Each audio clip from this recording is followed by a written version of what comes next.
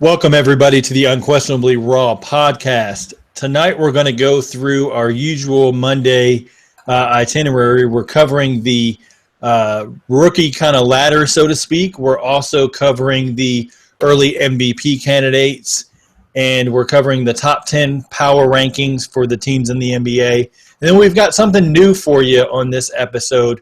We're going to break down our top 5 players at each position so far this season. We're basing it off of this season only. So in case we get any tweets that are hating on us about our rankings while we have some guys in spots. And it's our list too.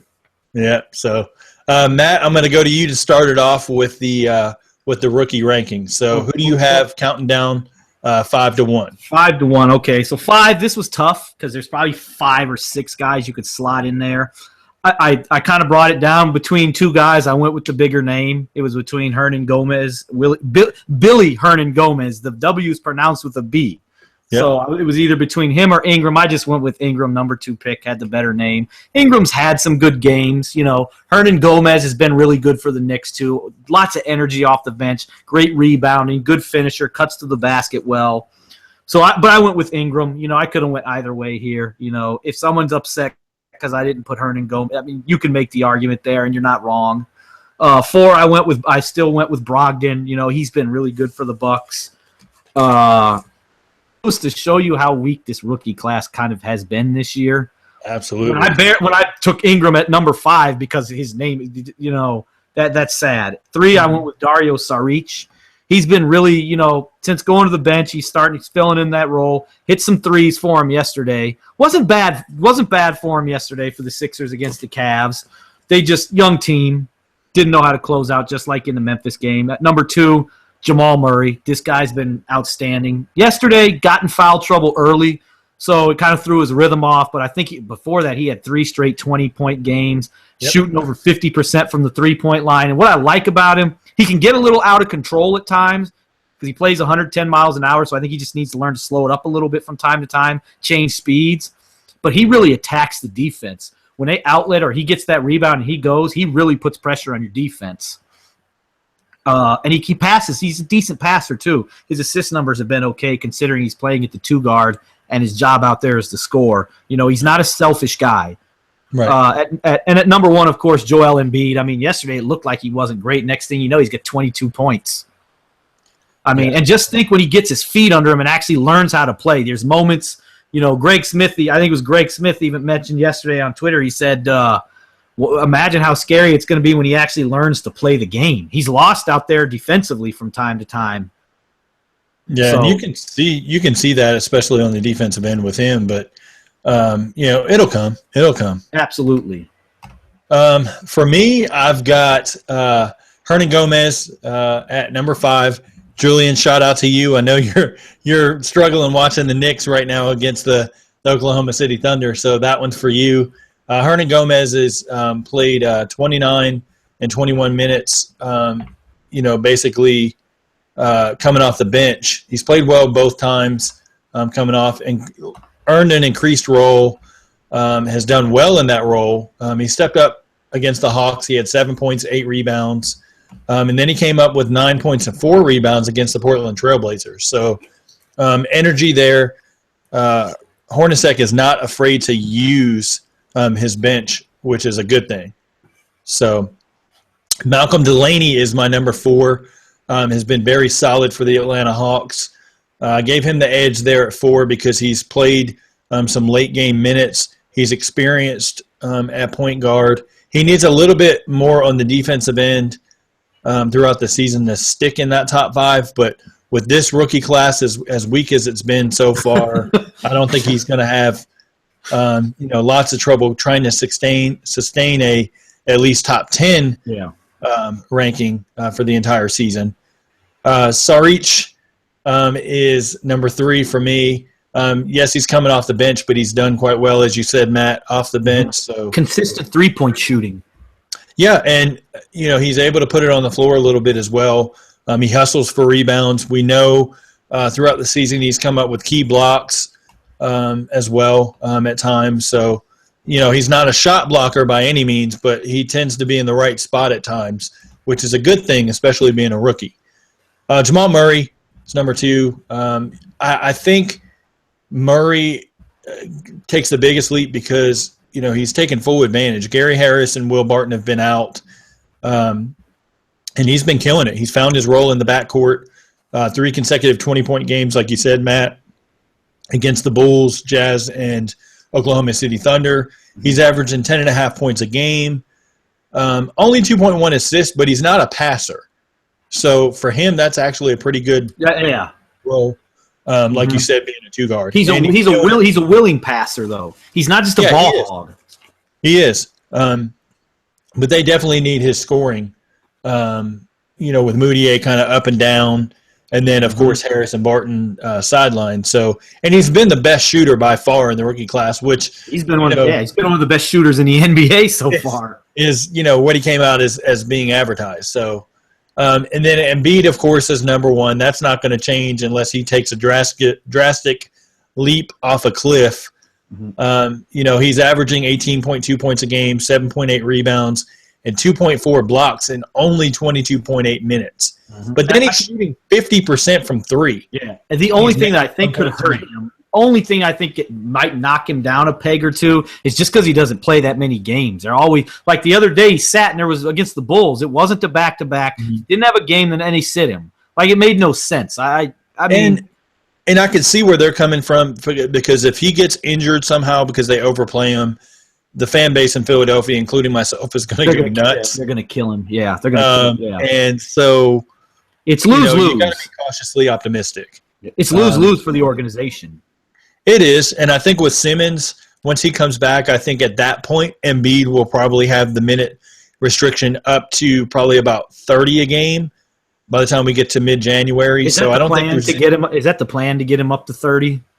I'm not sure this season. I don't know that they really have a set cap of minutes right now. They're trying to keep it at 24 for a little while. You can see some of the rust he has. He's fallen down on the court a few times. His timing's off on the defensive end. Some of his moves, you can see he's thinking faster than some of his moves come on the offensive end, but he's still worlds above a lot of NBA centers as far as skill on that offensive end. Absolutely. So he'll be okay.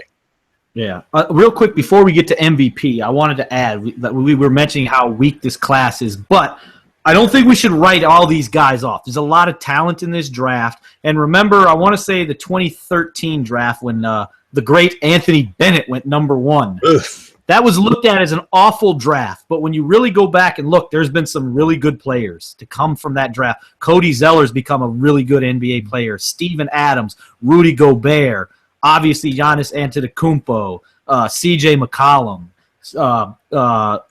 what's his name? Victor Oladipo.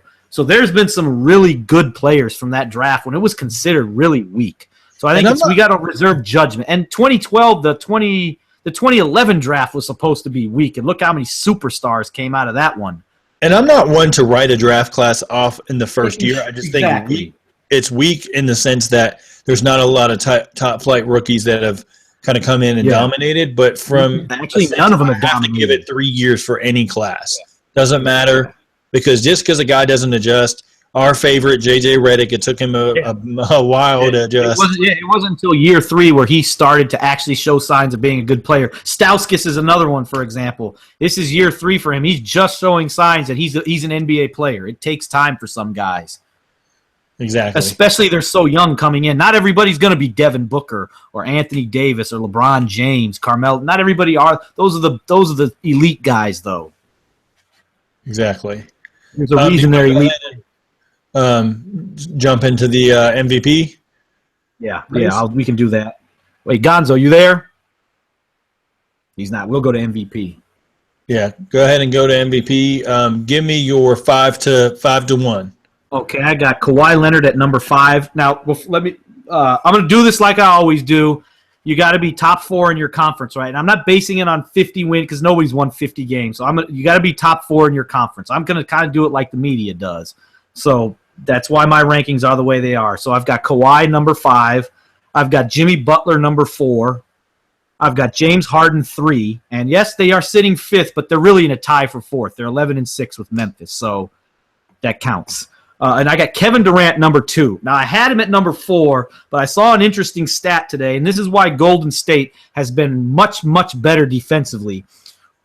Opponents have shot 22 of 69 for 37.7% at the basket with KD defending the play. He's first among 131 players with 40-plus plays. And take into consideration someone like Joakim Noah, who we look at, great defender and all that. He ranks dead last. Opponents shoot 47 of 75 for 62.7 with him defending the play. So to put that in consideration, so not only has Draymond Green been the best defensive player in the league, but Kevin Durant is up there defensively. And we know what he's having in just outstanding historic season with his shooting and his efficiency and all that stuff. I mean, Steph Curry, 67.7% true shooting percentage. Durant's ahead of him. That's how great Kevin Durant's been. So I got to put him at number 2. He's on the heels. At number 1, LeBron James. Absolutely. There's no change there. And here's where stats lie, everybody. LeBron James is ranked 11th in player efficiency rating. He's still the MVP. He's the best player in the league. We cannot always go by stats. And there's one guy I've left off that many people, and I'm going to do a small rant here. I know I don't rant much, but Russell Westbrook is not the MVP. A lot of people have him number 1 on their list. You can't be number 1 if your team is 10-8. And I don't want to hear any bogus argument that he has no teammates. That is a crap argument. LeBron James won 66 games. His second best play, the best player on the team other than him, was an old Zydrunas Ilgauskas. I don't want to hear Westbrook has no teammates. He's got big Steven Adams. He's got the Canner Man. He's got Oladipo. He's got a great defender in Roberson. He's got talent around him. He's just not using them. They would have a much better record if he used them better. Then he would be in the MVP talk. That's and then if he's the MVP, where's Anthony Davis? Why is he not the MVP then? His team sucks too. Well, it just makes no sense to me. Perfectly said, because I'm right there with you. Westbrook is just not. You can go back through and read my Twitter handle and just see how much I just don't think Westbrook makes his teammates better, and that's what an MVP is supposed to do. It's not all about how many triple-doubles you can get or you're playing Derrick Rose on the defensive end and you can put up a triple-double in a half. So I'm sorry, it's just not enough for me. I've got one guy that I'll touch on that I'm surprised you didn't have on your list. Real quick, but neither one of us are saying Russell Westbrook's not a great player. He's a great player. He's just not the MVP. Correct. Russell Westbrook is a phenom as far as athleticism. He can get anything he wants on the offensive end. I want to see him be a better defender and a better teammate to help, make your teammates better. Those 10, 12 assists that he gets, a lot of those are last-minute jumps in the air and throws it, and somehow it lands in a teammate's hands and they score. To me, that's not a creative, willing passer that's looking at the whole floor as a point guard. But I'm surprised. I've got Kawhi Leonard number 5. Let's get that out of the way. Yeah, I mean, the Spurs are the third best team in the NBA, third best record. Yeah. Got to be.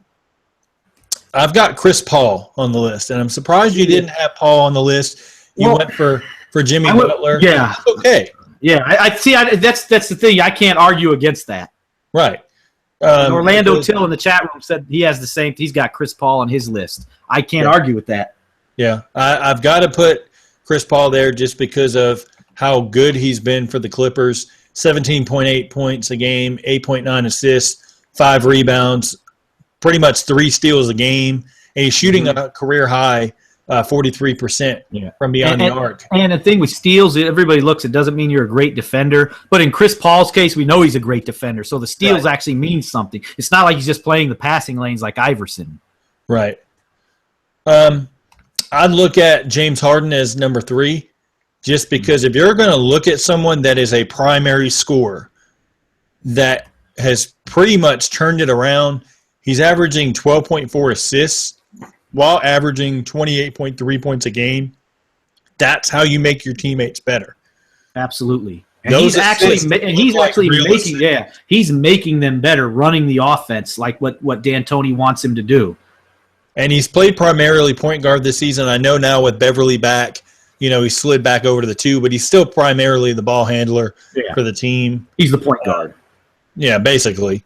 Kevin Durant is my number 2.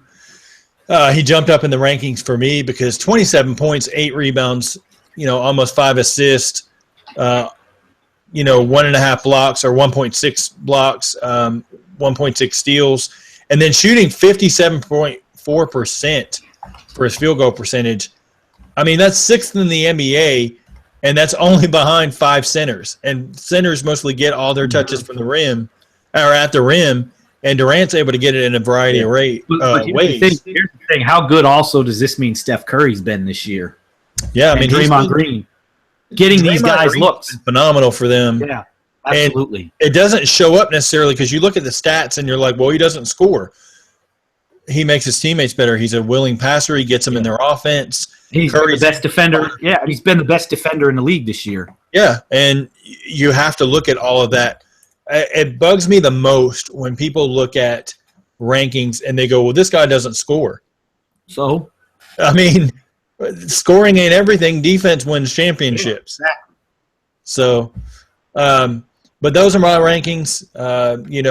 Durant's right there kind of on the heel of LeBron James. He's number 1. You can't knock LeBron out of the number 1 pedestal right now. Durant's nipping on his heels, though. The only reason, let's get it out there. Neither Pete or I think Durant will win the MVP or Curry. Because not only voter fatigue, they're not giving it to one of those 2 guys because they joined up. Just like LeBron had no chance when him and Wade and Bosh got together. The voters are not going to give it to Durant this year. It's not going to happen. Right. I would have my prediction. LeBron's going to get it. Yeah. And it looks like, he's putting up, consistent numbers, no signs of slowing down. So, and they're defending champs. So, and they're 12-1 with him on the floor. So you can't beat that. Real quick. Alex Campbell wants an example of how Westbrook doesn't make players better.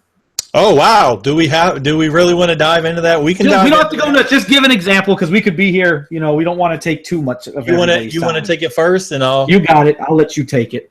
Okay. If you look at Westbrook, how just bonehead moves. Number 1 at the end of the game. He pulls up for a 3-point shot against the Lakers. I think there was 5 seconds left. Most point guards would have held on to the ball or, did something to not try to create at the end of the games and just create something out of nothing. Another thing is you're taught as a guard. Now, I was a forward. Matt, you're a guard, so you can probably touch on this a little bit more. When you pass, you're not supposed to jump in the air. No, you should never jump to pass. A lot of his passes, he jumps, and you can see him flick it at the last minute. Here's the thing. It's not – the thing with Westbrook, he's a lot like Derrick Rose in this sense where – and I'm not knocking Westbrook in any way. I just don't think when he goes and attacks the rim and score, he's always in attack mode. He's looking to get a bucket every time down, basically. But when he passes to his teammates, he's not passing them just because they're open. And he's passing because he has nothing. He gets into trouble, and so he has to kick it out. And because the whole defense converges, now, there they are. He's not trying to, make his teammates better. He's getting them open looks, but he's not really making them better. If he were making them better, Enes Kanter would be killing out there. Steven Adams can get buckets. He's not making Steven Adams better at all. I can make the argument Steven Adams is a worse offensive player than he should be. Oladipo's the one guy I think who Westbrook could help get some shots, but I don't know how consistent Oladipo's going to be. But then you Westbrook, he's not Chris Paul. He's not he's not Giannis Antetokounmpo. He's making his team. He's not LeBron James. Watch LeBron James, James Harden, Chris Paul. Watch how they get their guys open looks, and watch how Westbrook does it. There's a complete. Right. It's just. Then you got to look at the defensive end too. As a point guard, you're supposed to be able to help. On rotations, guard your man, stuff like that. Looking at Oklahoma City, Oladipo is doing everything on the defensive end because Westbrook kind of often leaves his assignment to go try to, will some steals and things like that. And you can't do that. You have to be able to play man-to-man defense. And, in Westbrook's case, I just, specific example, I mean, you can go back and look at tape and watch his pass. Hey, hold on real quick. Sorry to interrupt. Alex Campbell corrected. I read it wrong. He said what he meant was the way you see Durant is an example. Durant this year is an example of Westbrook holding him back. I gotcha. Okay, that makes better sense because I was, looking at it as like, wow, somebody's really defending, Westbrook, and I can see guys defending him. Russell Westbrook, and I may be on the minority here with you, Gonzo, and stuff. I still think Russell Westbrook's a great player. I'm not going to knock him for that. He doesn't do it in the same way that everybody else does it. He just does. He's like Iverson. He's very similar to Allen Iverson. Not as smooth as Iverson or as finesse, but to me, they're very similar. Right. All right. Well, do you want to jump into the power rankings? Let's start it out. Let's count it down from 10 to 1. Let's do 10 to 5. Okay. And then Okay. you do your 10 to 5, I'll do my 10 to 5, and then we'll roll it back to you, and then you'll count down 4 to 1, and I'll do the same. So go ahead. So here we go. I got the Celtics at 10. Okay. I've got the Raptors at 9, the Hawks at 8, and the Rockets at 7, and I've got the Grizzlies at 6. Ooh, okay. I know who you got in your top 5 then. Yeah. And when I get there, I gotta bring back an old story that's. Boy, I think my cousin and I are looking really stupid because we laughed at someone, and I'll bring it up. Okay. All right. I'll do, let's see. Number 10, I've got the Utah Jazz there. They bounced back this week. They had good wins, especially against the Hawks. You've got George Hill is back. They're 6-3 with Hill in the lineup. They're 3-5 when he's not. Okay. Him and Gordon Hayward teamed up. They haven't lost a game. So, that says a lot about where George Hill is right now. Yeah. As a player.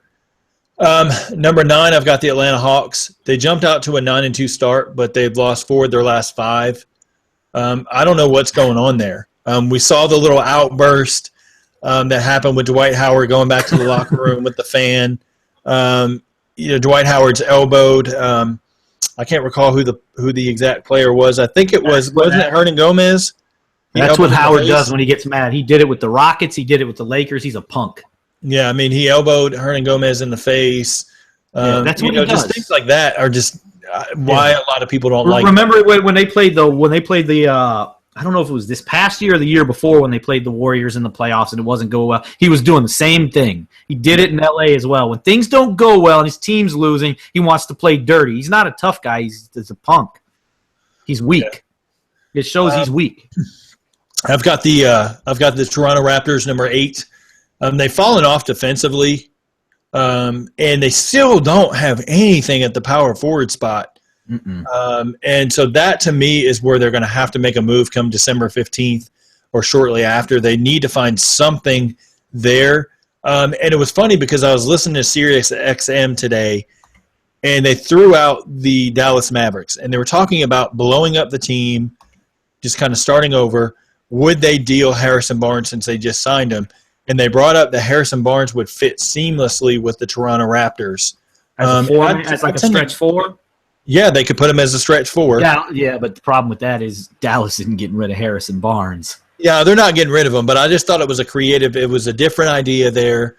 I kind of liked the thinking Toronto needs to do something. Hopefully they can get DeMarre Carroll fully healthy. He can play the small ball 4, or they can get Sullinger back at full strength. Yeah. And he can kind of slide in there and shore up that power forward. They've got pieces. They've just their injuries. Yeah, and then you got Siakam, who's a rookie. Yeah. Who, yes, he's been battle tested a little bit early, but it's not enough of a strong enough sample size to rely on him come playoff time when you really need somebody stepped in. Now, this is way early to talk about him as a power forward. And he brings a lot of energy to him, but that's not enough. Right. You're not just going to be great because you bring a lot of energy. Right. I've got the Memphis Grizzlies at number 7. They're winners of 8 of their last 10. You can see Mike Conley has just been killing it for them. Now Zebo's out for a couple games due to his mom. We talked about that on our last episode. You've got James Ennis out for a little bit. Chandler Parsons out with the bone bruise. So, you could see the Grizzlies kind of, maybe lose 2 games this week, possibly just based on health. But Troy Williams has stepped up, very well. Andrew Harrison, has stepped up off the bench, taking that backup point guard role. And JaMychal Green has been very solid, along with Gasol, who's now hitting threes like no tomorrow. So I think they'll be okay, but I think they might lose a game or 2 this week. Chicago Bulls, I've got at number 6. They are the biggest surprise team to me this season by far. Absolutely. Jimmy Butler has just been killing it across the board, career highs all the way across. They're looking like the real deal, and I have to eat crow because I did not have them in the playoffs at all. Neither did I. And they have looked good. Now, it's only 16 games into the season. They could go on a long losing streak, but I don't see that happening. I don't see that happening, this year. But, all right, man, I'm going to go back to you, Matt, and let you count down 5-1. Well, 5, I got the Chicago Bulls, everything you said. I mean, this team it shocked me. I mean, on paper they look good, but when you really delved into the roster, it's like, what the hell is this roster? This doesn't match well. The pieces don't, they don't fit. I was wrong. And how about the coaching job of Fred Hoiberg making it work? Yep. He's a guy you talked about could be fired this year. Yeah, I mean, he's up there as coach of the year. He's a candidate. Yeah, he's been fantastic. It's crazy how you put a Dwayne Wade on that team and they've just it's almost like it boosted Jimmy Butler's game. You know why to a though? Because Wade was smart. The first thing he did, this is Jimmy's team. There was no internal battle, and let's be honest, they all said the right things last year, D Rose and Jimmy. But that there was that internal struggle there. Rose, and you're seeing it a little bit in New York. Rose still thinks he's the MVP. Good for him. I mean, that's his attitude. It's okay. But this is Jimmy's team. And I got another story. One day they were doing their NBA previews. I think Termini and Eddie Johnson were on, and this guy calls in.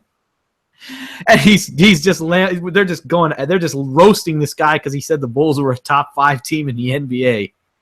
And my cousin and I are in the car laughing at this guy calling in. There's no way. This roster is horrible. It just does not work.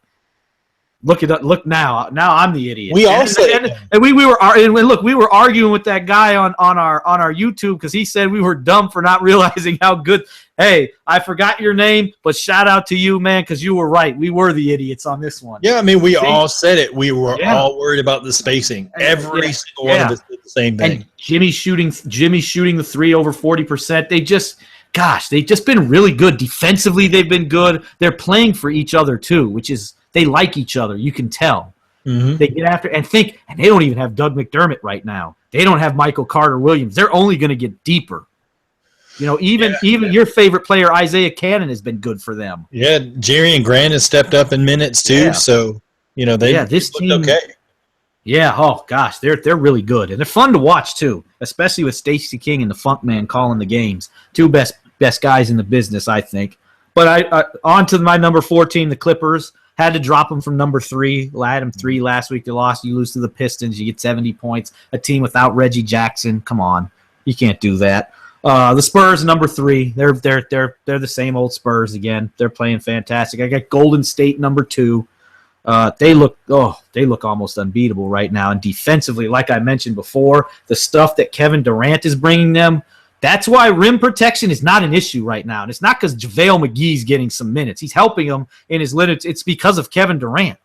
You saw their teams are shooting 37.7% at the rim when he's defending the play. It's number 1 in the league with among 131 players who've had 40-plus plays in that position. That's why their defense has gotten better. They were damn near dead last in defensive efficiency. They're in the middle of the pack and climbing. They swarm you. They move. They're going to give up 100 points because they play at such a fast pace. Mm-hmm. There's so many possessions in the game. You cannot look. And he said it the other night. Barnett and the other guy who calls the games, they were talking about it. You can't look at the number of points scored against them winning. If I beat you 150 to 120 or 120 to 100, who cares? Or 100 to 70, I still beat you by 30. You played good defense, just more possessions. And then I got Cleveland number 1. I'm not until they lose again. They're going to stay there. Right. They've been fantastic. I mean, you saw it. Yeah, they were just messing around against Philadelphia. Down 11, I think they were down 11, 12 points. They just turned it on. Kyrie Irving was fantastic in the fourth quarter. LeBron James, another triple-double, just getting it done. Kevin Love. Oh, what more can we say about him? Yeah, he's been Kevin killing Love it. He's 34 got points the other night while we were on the show. He puts up 34 points, only behind Klay Thompson for the NBA record. Mm-hmm. So this team is fantastic. Kevin Love has been great. So I have to go with Cleveland. I'm still sticking with them number 1. Yeah. 5, I've got the Houston Rockets. I mean, James Harden, we talked about him earlier, just been killing it. They don't really have a bad loss so far this season. They've lost to genuine playoff contenders. Mm-hmm. Clippers number 4 because I dropped them down. They lose to they only score 97 points. They lose to the Pistons. The next game they go against the Pacers, only putting up 70 points. They did the Pacers. Thank you for correcting me. It was 70 against the Pacers. Yeah, that's okay. I messed up.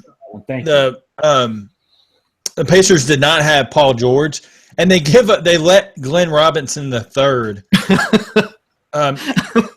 put 17 points. He was a plus 24 in that game. I understand bad games and maybe kind of slip in there. That's a lack of effort defensively. Yeah, I mean, well, it was bad. Chris Paul and J.J. Redick went 4 for 18 shooting. So that played a big part. And then you don't get much offense out of Bamute. So it falls on Blake Griffin in the starting lineup. And then when you don't get a lot out of your bench outside of Jamal Crawford, it's kind of hard to win any game. So the thing I worry about is if the Clippers do have a bad game, that bench has to step up. You've got to play Brandon Bass over Wesley Johnson. You've got to say, Austin Rivers, yes, you're my son, but you've got to play less minutes and, find some combinations that work. Paul Pierce hasn't played a lot this season. They've got Allen Anderson out with injury. He's another shooter.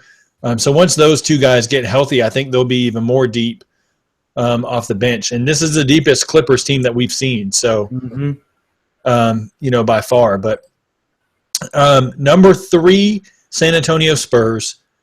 Quietly, nobody is talking about their 9-game winning streak. Well, because nobody ever talks about the Spurs. And the thing about it is they're going to be right there for the 65-plus wins on the season, probably close to 67, 68 wins. And nobody's going to talk about it because all you hear about is the Warriors and because the Warriors are probably going to win 70 again. Yeah. And it's crazy because, look at the Spurs. You've got Tony Parker's missed some games. Patty Mills steps right in. Lapper Vitola has played sparingly, but he's played decent when he's played. Bertans? Yeah, Bertans is killing it in the Matt Bonner role off the bench. He can really shoot. I mean, he's good. Now, he's lost a lot of athleticism because of the 2 knee injuries he had prior to coming to the NBA. And then once they get back Dwayne Dedmon, they're going to be that much of a force inside because they actually have a rim protector. And that's what they need because Gasol needs to, rest some nights. And, they can use Dedmon out there for, 27 to 30 minutes a game, slide over Aldridge for the rest of the minutes, and they're good to go because you can put Bertans in that lineup. And let's not forget the perimeter players in Jonathan Simmons off the bench. Danny Green's been, able to knock down shots. Ginobili. And then, of course, our MVP candidate, in the top 5 is Kawhi Leonard. I mean, he just kills it every night, and he's doing it on both sides of the ball. It just happens to be this year that the Golden State Warriors, who I have at number 2, are just killing it. 15 wins. Klay Thompson struggled to begin the season. He's killing it. Even you've got bench guys like Ian Clark coming off the bench, for 15 points in a game. You've got guys stepping in. JaVale McGee. McGee, knowing what their roles are and stepping into those roles and doing everything they can to make those roles the most efficient they can in the minutes this is why it's so important to have roles defined. Yes. And the bad teams, like you look at the Kings, who they're marginal this year. I wouldn't say bad. They're one of the teams where it's like they're playing with all these different lineups, and you wonder why there's not cohesion with the team, because you've got a guy like Omri Caspi who Dave Yorger hasn't talked to since before training camp and won't tell him anything about his role. They finally sit down, and he plays one game and does pretty well, and then he sits again. And they go back to the big lineup that didn't work to begin with Kufis at the center and moving Cousins to the floor. And you see it in the NBA quite often. I just don't think Yorger, he doesn't hate Omri Caspi, but he's just not a fan of him as a player, I don't think. Right, and that's what I think of a lot of what I've read, that if they can get something out of Caspi, which a lot of teams would be trade suitors for him, I think you got to look at that come December 15th. Toronto. I mean, he would fit there. He'd be beautiful in that stretch four. You could always send something small over to the Kings and see what you can do there. Give him Jakob Podol, another big man. No, they won't take Podol, but I think you can give somebody like Bruno Caboclo, over to him. The guy who's a year away from being a year away, or 2 years away from being a year away. In a rotation role, at least for 2 more seasons from what I've seen.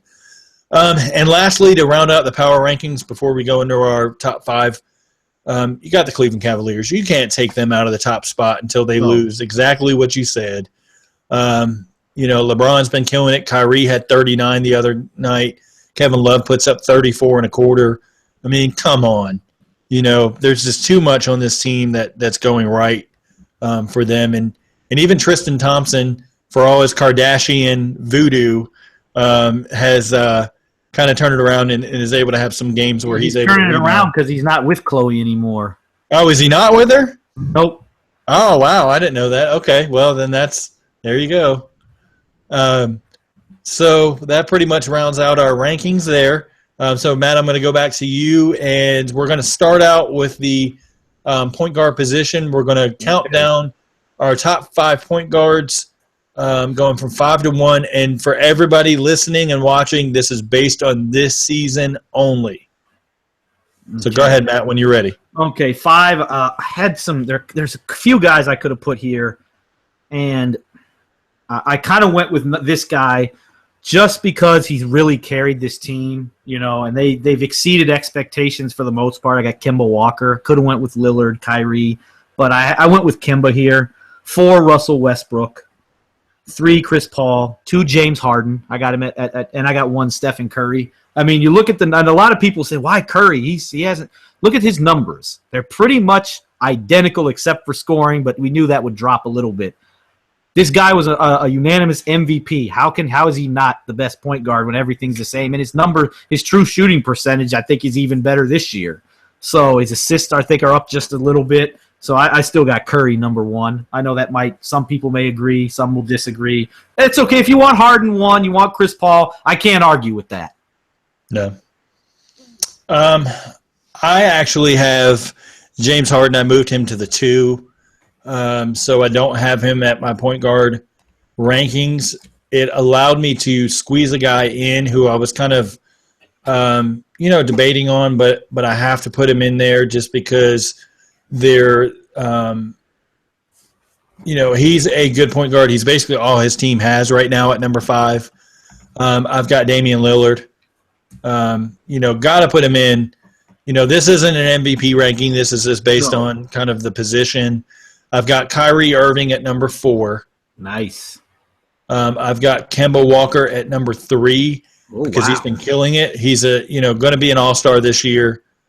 And then I've got Curry number 2, and I've got Chris Paul at number 1. I did not put Westbrook on the list because Westbrook is not a point guard to me. I look at a point guard, if you're looking at position ranking, as what are you doing to make your team better. I'm going to stick to that argument. If you're going to say, give me your top 5 best players in the NBA, then, you can make an argument if you're going positionless basketball and based on making your teammates better, individual performance only, then Westbrook's there. But as far as a point guard, I can't put him on the list. He's number 6, actually, on my list behind Lillard. And I know I'm going to get a lot of flack for that, but I don't like Russ at all. I didn't like him when he was, paired with KD. And he's not going to change my mind unless he becomes a totally different player. James Harden can do it and start passing to teammates, then Westbrook surely can as well. Absolutely. All right, Matt, go to your shooting guards, counting down from 5 to 1. Okay, 5. This is an interesting. Actually, 5 and 4 are probably going to be shockers, and one guy left off. I could have easily put him on, and I mean, if everybody in the chat room, all those in the internets out there, you guys, Los Internetos, you can blast me for this. I got JJ Redick, number 5. Ooh, that's not bad though. I think he's been really good. And I'll tell you, the guy I left off is Dwayne Wade. Ooh, I could easily put him on there. Yeah, I could have put him on there. And this is why probably he's my number 4 guy. I got Avery Bradley, number 4. Okay. I think he's been fantastic. And then you consider what he does defensively for them. Mm-hmm. And Redick, like with Redick, I've talked about it so many times. He is what makes them work offensively. Without him, that team is not that good offensively. He makes everything work. Klay Thompson, I got 3. He's picking it up. He's going to be number 1 by the end of the year, I have a feeling. 2, I'm going Giannis Antetokounmpo. Ooh, okay. I wanted to because I think this is the best place to put him right now. He's kind of plays every position, so I could put him on any one of these basically. But I went with him at shooting guard, and I got DeMar DeRozan 1. He's been great this year, right. So I don't think he's gonna. He's starting to fall, drop down a little bit, come back to earth a little, but he's still a great player. I don't think he'll last number 1, but right now he's been the best shooting guard in the NBA this year. Okay. Just barely out of my rankings, and I hated to put him out, but C.J. McCollum fell into the 6th spot. I actually had Redick because I always do a top 10 because I have to kind of field around my guys because I'm like, I don't leave anybody off. He's actually at number 7. Okay. But number 5, I've got Dwayne Wade. Number 4, I've got Klay Thompson. Number 3, I slid Avery Bradley in there, slight edge over Klay, because I think Bradley's had a phenomenal year. I think now, because Klay's been coming on, ultimately he'd probably get the edge over Bradley, but I just think that Bradley's had the stronger year so far overall right now. And that doesn't mean it's not going to change in another month when we do this at the end of December. It could definitely change. Remembering that I have James Harden on the list, I've got DeRozan at number 2 and Harden at number 1. Now, you can make the argument that Harden basically is the point guard for the Rockets and everything like that, but I felt more of a need to find a spot for him on the 2 guard than I did the point guard because I didn't want to leave Irving or Lillard out. So there you go. Yeah. Going to the small forward spot, who do you have 5 to 1? Okay, at 5, I've got Paul George. 4, I've got Kawhi Leonard. 3, Jimmy Butler. 2, Kevin Durant. 1, LeBron James. Crazy. Yeah. 3 of those guys, or 4 of those 5 are in the MVP rankings too. Exactly. I've got Antetokounmpo, number 5. George fell into the 6th spot just because he's been out with injury, and the Pacers haven't looked very good this season. Number 4, I've got Jimmy Butler slightly behind Kawhi Leonard, and that's solely based on because if you look at the Spurs, they're just a better team right now than the Bulls. So I gave the slight edge to Kawhi. Kevin Durant, number 2. And then, of course, the King, LeBron, is number 1. That's not going to change anytime soon. Going to the power forward spot, who do you have 5 to 1? 5 to 1. 5, I've got Kevin Love. He's been great this year. 4, I got Draymond Green. 3, I got Porzingis. I really like what he's done this year. I had to go Porzingis 3. I think these 3. I mean, I probably could have put Green 3 based on everything he's doing for them, but this is what it is. 2, I got Blake Griffin. He's been really good for the Clippers this year, and 1, Anthony Davis. I don't think there's any argument there. Yeah, absolutely. That guy's just he's amazing. Yeah, he's been killing it all the way around. There's not, even though you look at the Pelicans, I think they've lost 2 straight, but now that is a bad roster. Yeah, Anthony Davis, Enes Kanter. Give Anthony Davis Victor Oladipo. Give him Anthony Roberson, Steven Adams. Let's see. You switch those 2 guys. I guarantee you the Thunder are a top 4 team in the Western Conference. You switch those 2 players. Yeah, absolutely. I mean, Drew Holiday has been a big part of what they're trying to do, moving forward, and he's coming off the bench too. So, going into mine, number 5, I've got Kevin Love. I kind of toyed with LaMarcus Aldridge there at 5, but I gave the edge to Kevin Love based off that 34-point performance that put it over the edge for me. With them. Number 4, I've got Kristaps Porzingis there. He's been killing it. 21.7 rebounds. He's knocking down the threes. If only they would play him and go to him at the end of the games instead of Melo all the time. I think they would, do very well with Porzingis being able to show up late in games. And then, of course, number 3, I've got Draymond Green. Basically he's a walking triple-double almost, and he sets that team in their offense defensively. He's killing it. Yeah, he's much like JJ Redick on offense. That's kind of Draymond Green on defense. He makes everything work for them. Yeah, he's so valuable to that team. And I have to say he's the motor for that team. Without them, we saw last year. Yeah, he's the most important player on the team. Yeah, without them last year, we saw what happened, and it was unfortunate. And Pete and I are still sticking with it. If he doesn't get suspended for Game 5, we're looking at a Golden State Warrior back-to-back championship. Yeah, sorry, Brendan. We had to go with our Warriors still there. So I know he's the big Cavs fan. Shout out to Shoe Collector, for that. So. Blake Griffin, number 2, he's finally healthy. He's been killing it. He's able to finish. He's able to knock down mid-range jumpers. Basically he's had a career best defensive box plus minus. What cutting down on the bonehead plays. Yeah, and his team is winning. The best defensive team basically in the NBA. So. Doing a lot of great things. But if we're looking at individual positions, I've got to give it to the best power forward in the NBA by far, even though, like we said, his team is very bad. Anthony Davis, 31 points, almost 11 rebounds, 2.8 blocks a game. Come on. Killing it all the way around. He's a dominant scorer, dominant rebounder, dominant defensive player. He kills it everywhere. So, and he's shooting 82% from the free throw line, and then 51% from the field. So, he's carrying his team, and he's doing everything he can. They're finally winning some games. So it looks like Anthony Davis is going to etch himself in as that top power forward for many years to come. Mm-hmm. All right, last but not least, we've got the center spot. Who do you have counting down from 5 to 1, Matt? Okay, 5. You're going to like this, Pete. Joel Embiid. Oh, okay. I like Joel Embiid at 5. Okay. 4, I got Marc Gasol. Okay. 3, Rudy Gobert. I like Rudy Gobert. Without Rudy Gobert, where is Utah? Mm-hmm. Defensively, he is why they do what they do. Mm-hmm. 2, I've got Karl Anthony Towns. Even though I think he hasn't had as great of a year as I expected, he's still been outstanding.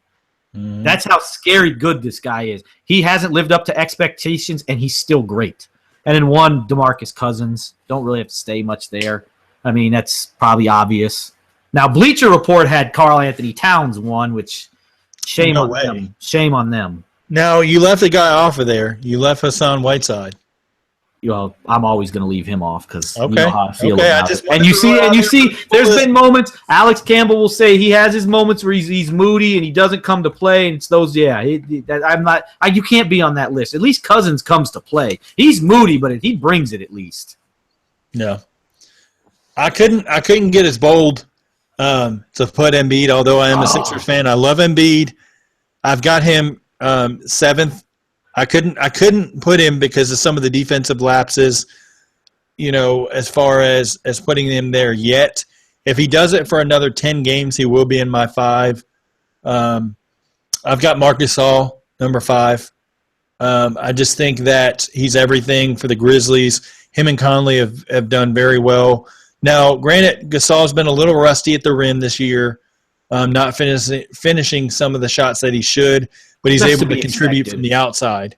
Yeah, with the injuries that he had, that's just be expected. He'll pick it up. And he's a former, defensive player of the year, so he's able to adapt on that end easily. So, and he communicates so well. Yeah, he'll be fine. You've got the Grizzlies winning. Like I said, it's 8 out of their last 10 games, so he's a big part of that. And they'll look to him even more now with Randolph missing probably at least the next game or two. I've got Dwight Howard because he's helped step the Hawks to a different level. And I think that looking at Dwight overall, you have to look at, 15 points, 13 rebounds. He's been much more than just a rebounding threat.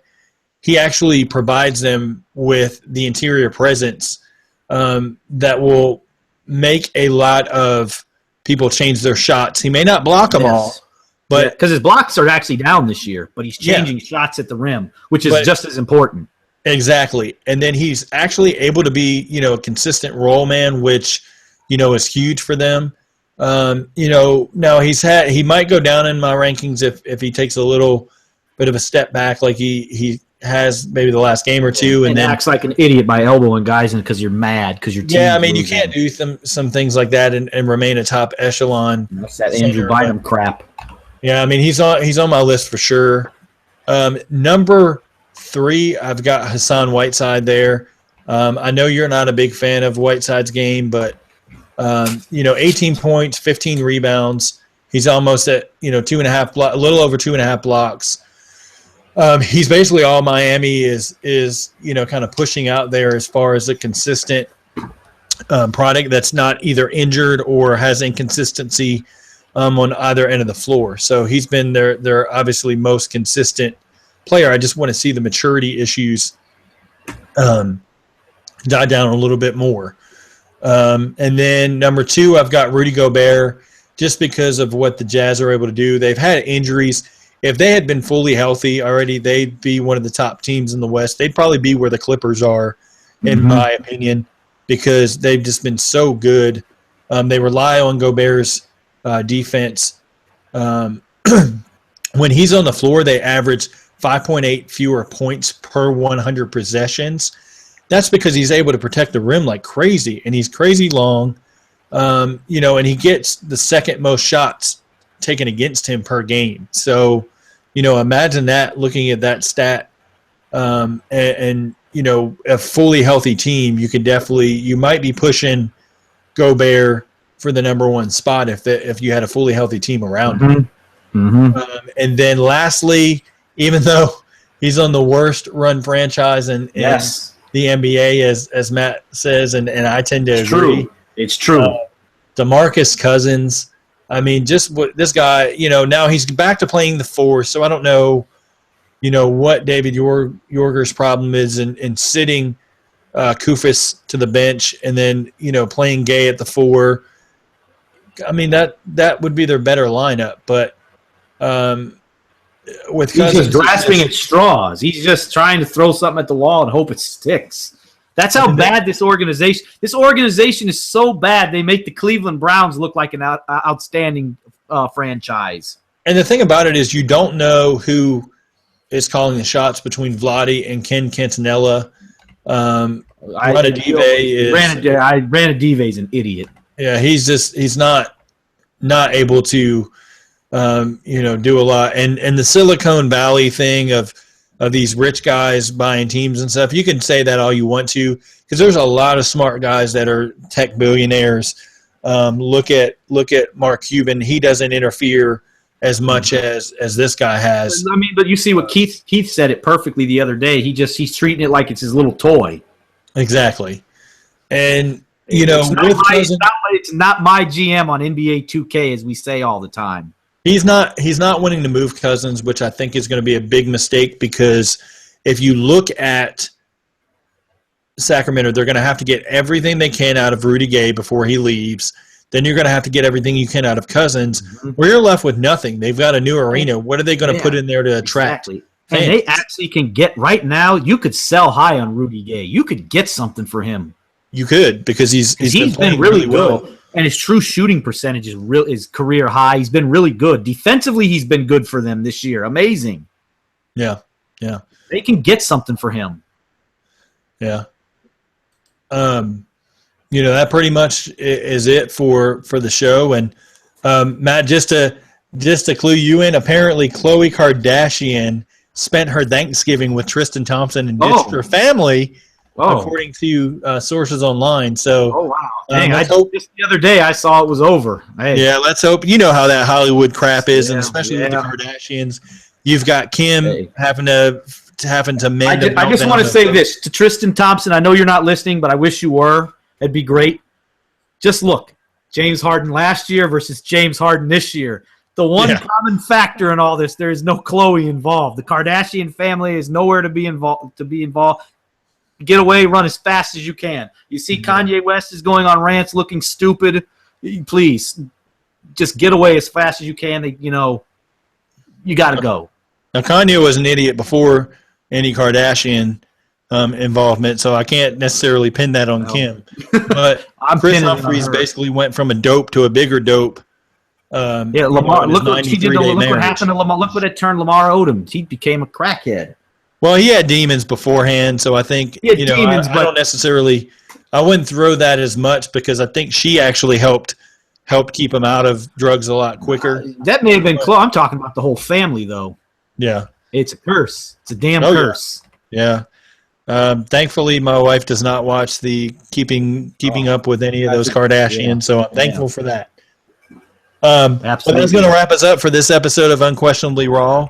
I want to let everybody know you can find us go to Stitcher.com, type in Unquestionably Raw. You can stream the episodes. It's a little bit better interface for those that aren't, necessarily pro iTunes or pro Android. As far as wanting to do that, you can pretty much check out Stitcher and stream it.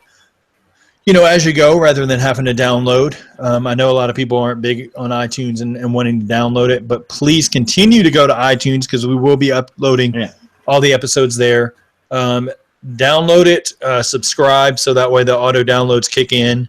You can check out every episode early Tuesday morning, because now it's basically within 24 hours it'll update. So usually I think a little after 12 a.m., Tuesday morning it updates, and it'll be there for everybody, the audio version. But give us a 5-star review. Give us a written review with that 5 stars. I've noticed we've jumped up a bunch of 5 stars, and thank you everybody that's given a review there. But if you could give us a little comment or two. Yeah, and don't be afraid if there's something you don't think we're doing well or something. Don't be afraid to say it, because we're all about constructive criticism. We want to bring you the best content that we can. Absolutely, and continue to go to the YouTube page. We're going to keep continuing to upload all these videos. You watch them live, of course. Thanks everybody in the chat that's watching, of course. Yeah, shout out to everybody. Orlando, Dre, Alex Campbell, all you guys always in there. We really do appreciate it. Yeah, Julian, hopefully we kept you entertained, so that way you didn't have to suffer through the Knicks game too bad. And go ahead and subscribe to that channel as well. And do me a big, big favor.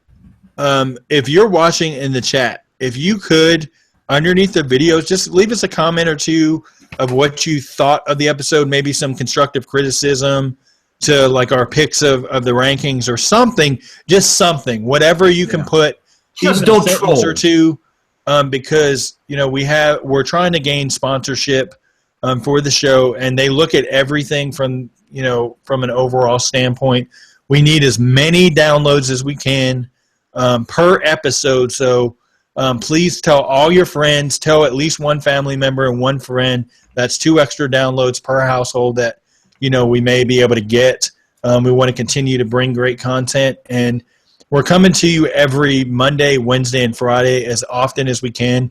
We might even throw in a specialty episode now and again, but we're doing all we can to bring diverse, great content. So continue to support us, and we'll continue to throw great content your way. So until Wednesday night, 9 p.m., we'll be back.